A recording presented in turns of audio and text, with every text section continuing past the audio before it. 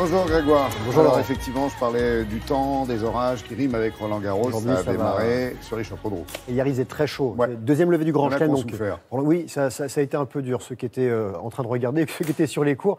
Il y a 4 Français qui sont passés sur 8. Je vous propose de regarder ce qui s'est passé. On va commencer par les hommes avec, regardez, Gaël Monfils qui lui passe le premier tour. Le 38e mondial a eu besoin de 4-7 pour se défaire de son compatriote Elliot Benchetrit, 19 ans, 302e du classement, invité par les organisateurs. Monfils a souffert, mais il s'impose 3-6, 6-1, 6-2, 6-1. Il affrontera le Slovaque Klizan, récent vainqueur de Djokovic. Et rappelons que Gaël Monfils a atteint les demi-finales ici en 2008. Ça passe aussi pour Lucas Pouille, numéro 1 tricolore, 16e mondial. Il a eu besoin d'1h30 pour écarter le Russe Medvedev, 6-2, 6-3, 6-4.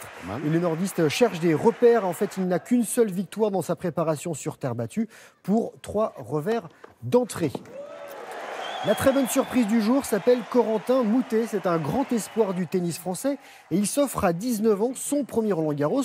Le 143e mondial s'est défait du vétéran croate Karlovic de 20 ans son aîné, de 36 cm de plus que lui. Surtout, oui. Victoire en 3-7, 7-6, 6-2, 7-6. Et Moutet a résisté à la machine à ace de 2,11 m. Le français wildcard ici affrontera le Belge Goffin, 9e mondial. Et pas de problème pour regarder la taille, la différence de taille. Pour Alexander Zverev, numéro 3 mondial, qui a balayé le Lituanien Berankis.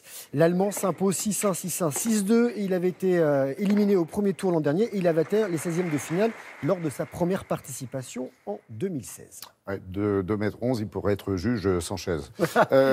Tennis femme aussi. Oui, tennis femme. Sûr. On a un duel qui va se terminer aujourd'hui parce qu'il a commencé hier. Oui, et voilà, oui. la nuit a mis fin à suspend ce duel. Regardez, ces deux jeunes filles, je vous les présente. C'est Chloé Paquet qui est 255e et qui est opposée à Pauline Parmentier, 75e du classement.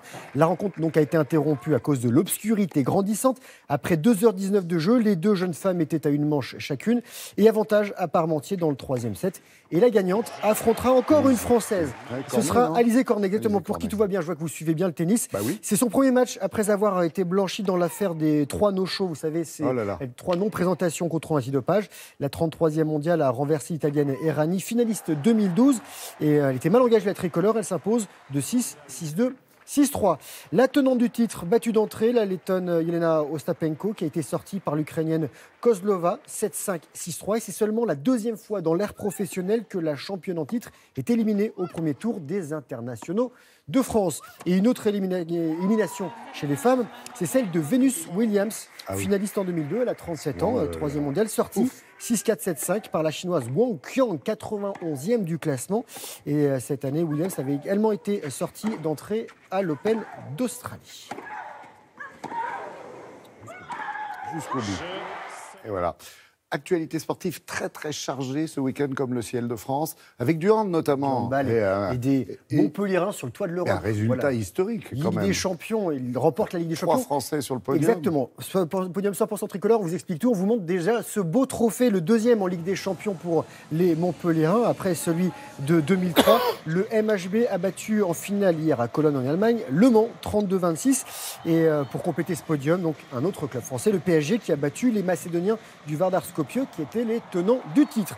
Un beau panier pour DJ Stephens et Le Mans qui bat Villeurbanne 79-68 en quart de finale de championnat de France. Les Manceaux défieront Strasbourg en demi-finale au meilleur des 5 rencontres. Et autre info basket, cette nuit en NBA, Cleveland a éliminé Boston en finale de conférence Est. 4e finale consécutive pour les Cavaliers.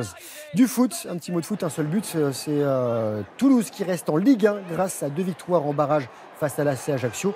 La deuxième victoire a été remportée à 0, but de Durmaz. Le Grand Prix de Monaco de la F1, 6e rendez-vous Formule 1 de la saison. L'Australien Ricciardo s'offre sa 2e victoire depuis le début de l'année. Il a devancé Vettel et Hamilton. Hamilton qui, lui, est en tête du championnat. Et le Français Ocon et le Français Gasly terminent respectivement 6 et 7e et Grosjean 15e. Et pour finir, la 21e et dernière étape du Giro. Arrivé à Rome après 115 km. Victoire du jour pour l'Irlandais Bennett. Et c'est le Britannique Froome qui remporte la 101e édition de ce Tour d'Italie. Alors, il a fait l'objet d'une procédure pour un résultat anormal, un contrôle antidopage. Et s'il n'est pas sanctionné, il serait le 3e coureur à remporter les 3 grands tours de suite, le Tour de France, la Vuelta et le Giro. Eh oui, Froome vainqueur à Rome, mais non pas le contraire, c'est-à-dire Froome vainqueur à Rome. Merci beaucoup Grégoire, très belle journée.